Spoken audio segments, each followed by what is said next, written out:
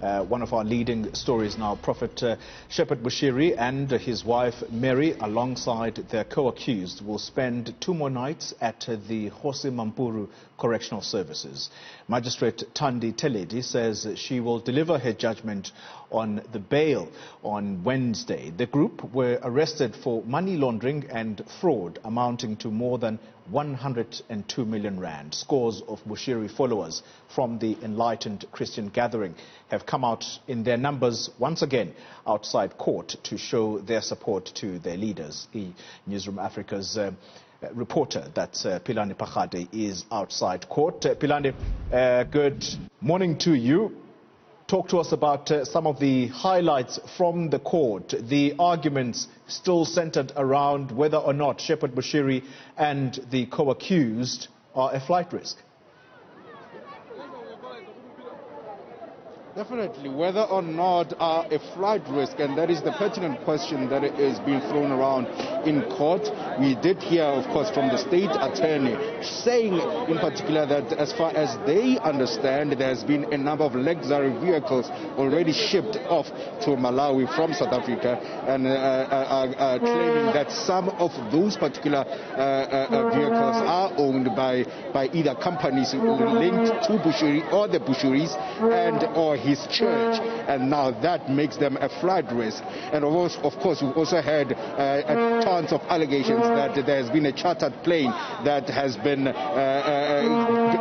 basically traveling between Malawi and South Africa at least 75 times, and that is something that scares the state, that they may not stand trial and perhaps would be persuaded to try and abscond should they be given a bail. So that is the main, of course, challenge that the state has brought through. But at the same time, Bushiri, through his lawyer Van der Heever, had argued that those particular claims are unsubstantiated, and that if there were any vehicles of which were shipped perhaps to Malawi, those particular vehicles should have been checked and perhaps even found those particular irregularities by the immigration system, saying that the immigration system of South Africa is quite operative and it operates quite well, and those kind of allegations should have been catched on quite early. So, of course, trying to discard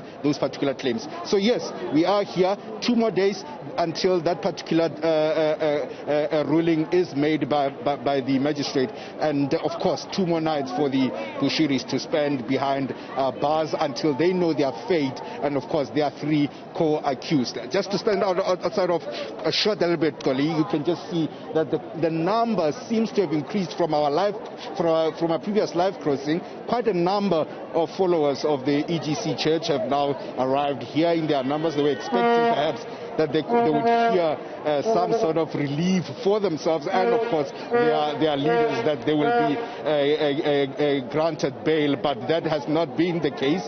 Their prayers have to kind of wait a little bit longer until Wednesday to hear whether they've been heard here at the Pretoria Magistrate Court. All right, Pelane Phakgadi giving us an update on the court proceedings that adjourned just a few moments ago, and the magistrate there saying that she will deliver judgment on Wednesday. She needs the whole of Tuesday to basically go through the arguments. Thanks indeed for that update, Pelane Phakgadi.